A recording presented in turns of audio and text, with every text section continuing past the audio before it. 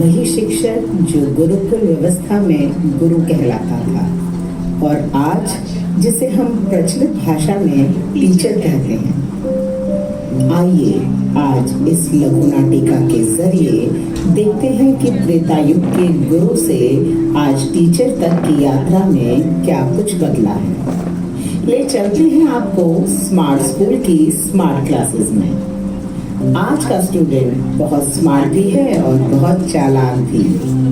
Teacher तो school पढ़ाने आते हैं, लेकिन बच्चों के दिमाग में कुछ और ही चलता है।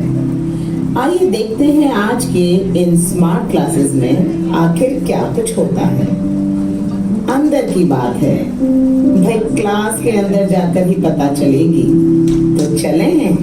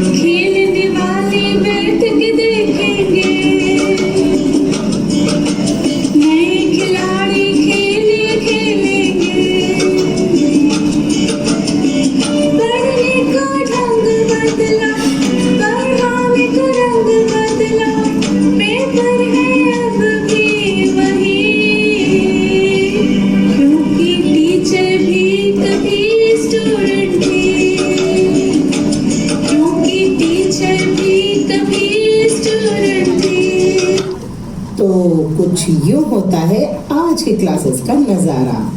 पर टीचर्स के आने के बाद आप खुद ही बिफोर और आफ्टर का अंतर देख सकते हैं। मेरा पेन कहाँ गया? मुझे क्या बोला? मुझे नहीं पता अपने पास मेरे तुझे दिया मेरा लंच नहीं खाया, मैंने नहीं खाया।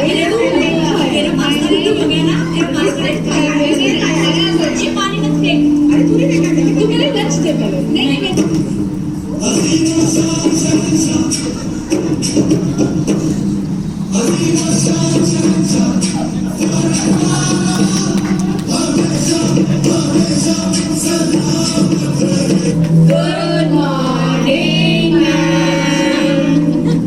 Good morning class.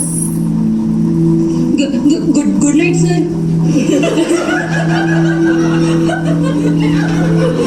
बेटा, अगर अभी से गुड नाइट बोलोगे तो आगे चलकर तुम्हारी जिंदगी भी सोती रहेगी। छो गया ये जहां, छो गया आसमां, छो गया ये जहां, छो गया आसमां। और ये बात तो तुमने सुनी ही होगी कि जो सोता है वो खोता है। सोना छोड़ो बच्चों और जागो। सुनो, आज आप सभी का सरप्राइज टेस्ट होगा। बट मैम, अचानक तो सरप्राइज बर्थडे पार्टी होती है ना, टेस्ट नहीं। अच्छा, लेकिन तुम्हारी पढ़ाई भी इतनी सरप्राइजिंग है कि हमें भी रोज हैरानी होती है कि क्या पढ़ाया था और आपने क्या समझा।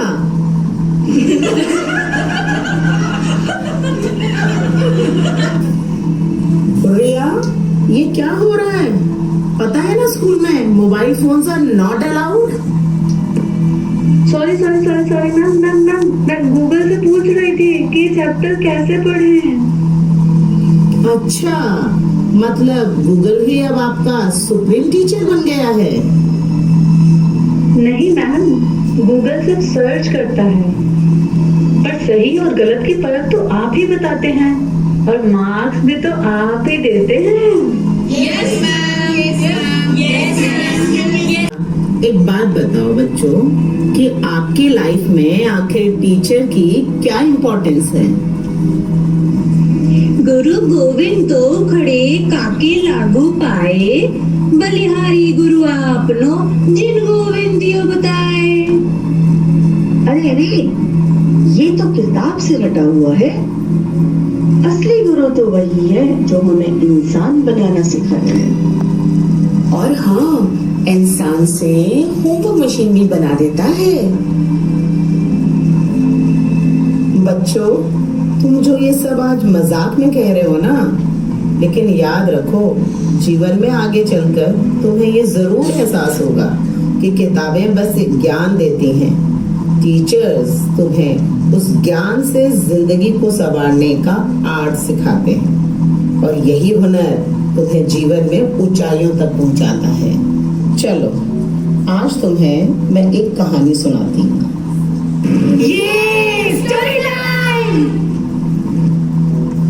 बच्चों, तो हुआ यूं कि एक बार एक पति पत्नी जहाज की यात्रा पर गए।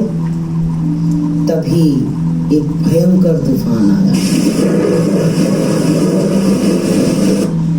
मैम, बिल्कुल टाइटैनिक मूवी जैसे। हाँ, बिल्कुल वैसा ही।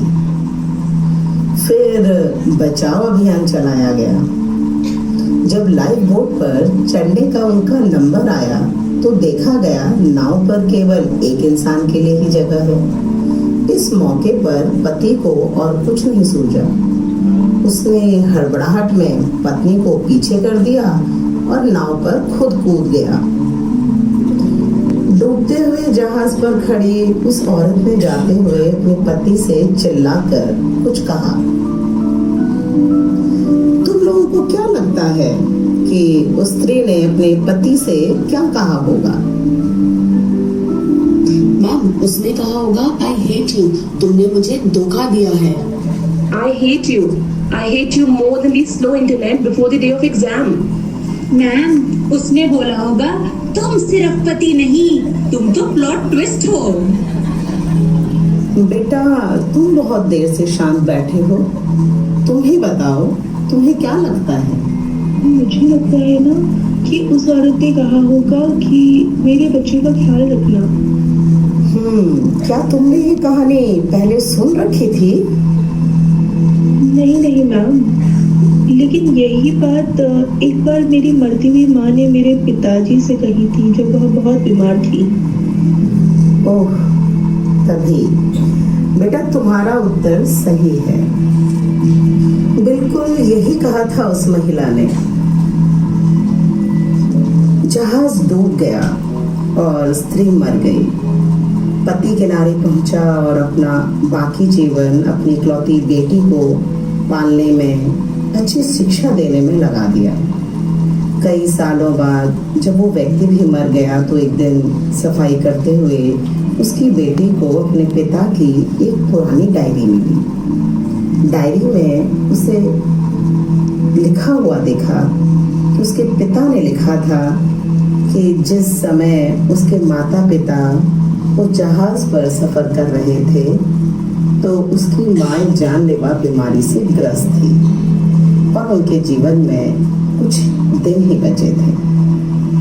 ऐसे कठिन मौके पर उसके पिता ने एक बेहद मुश्किल फैसला लिया और लाइफ बोट पर खुद कूद गया।